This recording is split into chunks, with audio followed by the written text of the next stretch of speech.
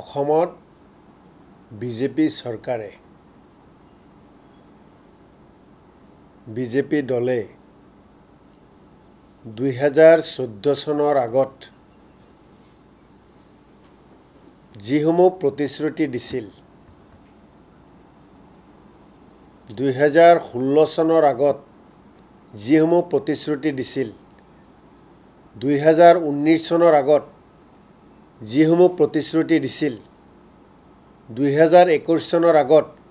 যিসমূহ প্ৰতিশ্ৰুতি দিছিল আৰু 2024 চনৰ আগত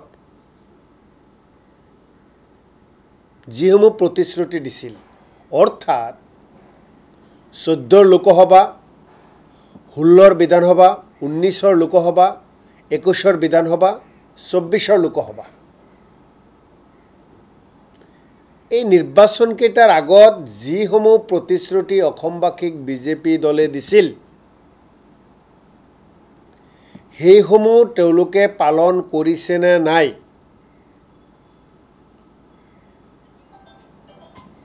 এই বিষয়টোলৈ অসমৰ ৰাইজে বিজেপি দলক বিজেপি চৰকাৰক দিনে ৰাতিয়ে প্ৰশ্ন কৰি আছে কেন্দ্ৰ আৰু ৰাজ্যত বিজেপি দল চৰকাৰত আছে তেওঁলোকৰ প্ৰথম দায়িত্ব আৰু কৰ্তব্য হ'ল নিৰ্বাচনত ৰাইজক প্ৰতিশ্ৰুতি দি ভোট আদায় কৰি চৰকাৰ হ'ল এতিয়া সেই প্ৰতিশ্ৰুতি কেনেকৈ ৰক্ষা কৰিব পাৰে তাৰ কাৰণে প্ৰত্যেক দিন ৰাতিপুৱাই উঠি ইস্তাহাৰখন ওলাই কিমানটা কৰিলো কিমানটা কৰিব নোৱাৰিলো কিমানটা কৰিব লাগিব এই কথাবিলাক আলোচনা কৰিব লাগে অসমৰ ৰাইজে এইবিলাক আলোচনা হোৱাটো বিচাৰে অসমৰ ৰাইজে বিজেপিৰ নেতাসকলৰ চৰকাৰৰ মুখ্যমন্ত্ৰী ডাঙৰৰ পৰা আৰম্ভ কৰি সকলোৱে ফেচবুকত টুইটাৰত সংবাদ মাধ্যমৰ আগত যে আমি ইমান কথা কৈছিলোঁ ইমান কাম কৰিলোঁ আৰু এই কাম ইমান দিনৰ ভিতৰত কৰিম বিজেপি আৰু চৰকাৰৰ পৰা ৰাইজে এনেকুৱা আশা কৰে তাকে নকৰি কেৱল অসমৰ ৰাইজক ভুল পথে পৰিচালিত কৰাৰ কাৰণে অসমৰ ৰাইজে মূল বিষয়সমূহৰ পৰা যাতে দূৰত থাকে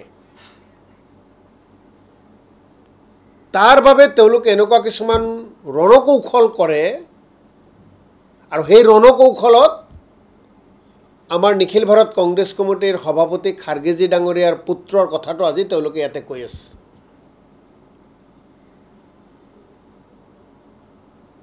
আজি তেওঁলোকক মই চেলেঞ্জ কৰিছোঁ ক'ত অসমৰ বিৰোধিতা কৰিছে ক'ত অসমৰ বিৰোধিতা কৰিছে তেওঁ অসমৰ বিৰোধিতাটো কতো কৰা নাই অসমীয়া জাতিৰ বিৰোধিতাটো কতো কৰা নাই কিন্তু মানুহৰ মাজত বিজেপি এনেকুৱাভাৱে লৈ গৈছে ৰাজীৱ ভৱনকো আক্ৰমণ কৰিবলৈ গৈছে তেওঁলোকে শাসক পক্ষই যেতিয়া বিৰোধী দলৰ কাৰ্যালয় আক্ৰমণ কৰিবলৈ যায় তেতিয়া গণতন্ত্ৰ যথেষ্ট দুৰ্বল হৈ পৰে কলুষিত হৈ পৰে আমি নিন্দা কৰিছোঁ গৰিহণা জনাইছোঁ বিজেপিয়ে যে ৰাজীৱ ভৱন আক্ৰমণ কৰিব গৈছিল এই কথাক এই কাৰ্যক কঠোৰ ভাষাৰে নিন্দা কৰিছোঁ আৰু অসমৰ ৰাইজে এইটো বেয়া পাইছে ক্ষমতা আছে পুলিচ লৈ গৈছে তেওঁলোকে আক্ৰমণ কৰিব গৈছে ৰাজীৱ ভৱন ভাঙি লণ্ডভণ্ড কৰিব গৈছে এনেকুৱা কাৰ্যই অসম কেতিয়াও আগুৱাই নাযায় ৰাজীৱ ভৱন আক্ৰমণ কৰিলে অসমৰ সমস্যা সমাধান নহয় ৰাজীৱ ভৱন আক্ৰমণ কৰিলে নিবনুৱা সমস্যা সমাধান নহয় ৰাজীৱ ভৱন আক্ৰমণ কৰিলে কৃষকসকলৰ সমস্যা সমাধান নহয় ৰাজীৱ ভৱন আক্ৰমণ কৰিলে ৰাস্তা ঘাটৰ অৱস্থা ভাল নহয় ৰাজীৱ ভৱন আক্ৰমণ কৰিলে বানপানীৰ সমস্যা সমাধান নহয় ৰাজীৱ ভৱন আক্ৰমণ কৰিলে ইয়াতে মানুহৰ মাজত ভাতৃত্ববোধ সম্প্ৰীতিৰ এনাজৰীডাল টনকিয়াল নহয় গতিকে বিজেপিৰ ফালত বিজেপি দলৰ নেতা কৰ্মীসকলৰ প্ৰতি এটাই আহ্বান আপোনালোকে দিল্লী আৰু অসমত চৰকাৰ গঠন কৰিছে চৰকাৰত বহি আছে ক্ষমতা আপোনালোকৰ হাতত আপোনালোকে অসমখন আগুৱাই লৈ যাওক যেতিয়া জাগিৰোডৰ কাগজ কল বন্ধ হৈছিল যেতিয়া বৰাগৰ কাগজ কল বন্ধ হৈছিল তেতিয়া আপোনালোকৰ মুখৰ মাত নোহোৱা হৈছিল যেতিয়া ৰাইজে প্ৰশ্ন কৰিছিল আমি এতিয়াও প্ৰশ্ন কৰোঁ জাগিৰোডৰ কাগজ কল কিয় বন্ধ হ'ল বৰাকৰ কাগজ কল কিয় বন্ধ হ'ল অসমৰ বিশেষ ৰাজ্যৰ মৰ্যাদা কিয় কাটি দিয়া হ'ল অসমে বিশেষ ৰাজ্যৰ মৰ্যাদা কেতিয়া পাব কেন্দ্ৰৰ পৰা অতিৰিক্ত ধন অসমে কেতিয়া লাভ কৰিব এই প্ৰশ্নসমূহ অসমৰ ৰাইজৰ আমাৰ আৰু এই প্ৰশ্নসমূহ তল পেলাবলৈ সময়ে সময়ে বিভিন্ন ইস্যু লৈ আহে আৰু সেই ইস্যুত অসমৰ ৰাইজে ভৰি নিদিয়ে অসমৰ ৰাইজৰ পোনপটীয়া প্ৰশ্ন বিজেপি চৰকাৰলৈ কথামতে কাম কৰক নহ'লে সন্মুখত 2026 আৰু 2026ত ৰাইজে পোনপটীয়া উত্তৰো দি দিছে বিজেপিক আমি আৰু আপোনালোকৰ কাষত থিয় নহওঁ আপোনালোকৰ পক্ষত নাথাকোঁ কংগ্ৰেছৰ নেতৃত্বত দিছপুৰৰ পৰা বিজেপিক বিদায় দি কংগ্ৰেছৰ নেতৃত্বত চৰকাৰ গঠন কৰাৰ কাৰণে অসমৰ ৰাইজে ইতিমধ্যে সিদ্ধান্ত লৈছে 5টা বিধানসভাত উপনিৰ্বাচন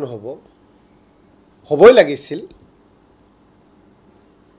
কি কাৰণে পলম কৰি আছে আমি নাজানো ভিতৰত যদি কিবা তেওঁলোকৰ বেলেগ কথা আছে যেতিয়াই নিৰ্বাচন হ'ব তেতিয়াই কংগ্ৰেছ দলৰ প্ৰাৰ্থী জয়লাভ কৰিব 5টা বিধানসভাতে ৰাইজ ওলাই আহিছে 2026ৰ ভাল খবৰ এই 5টা উপনিৰ্বাচনত আগতীয়াকৈ অসমৰ ৰাইজে দিব বিচাৰিছে কংগ্ৰেছক ভোট দি চাওক আমাৰ দলৰ প্ৰাৰ্থীৰ নিৰ্বাচন এটা প্ৰক্ৰিয়া থাকে নিৰ্বাচনৰ দিন ঘোষণা হোৱাৰ পিছতেই এই গোটেই প্ৰক্ৰিয়াখিনি সম্পূৰ্ণ কৰি নিখিল ভাৰত কংগ্ৰেছ কমিটিয়ে প্ৰাৰ্থী ঘোষণা কৰিব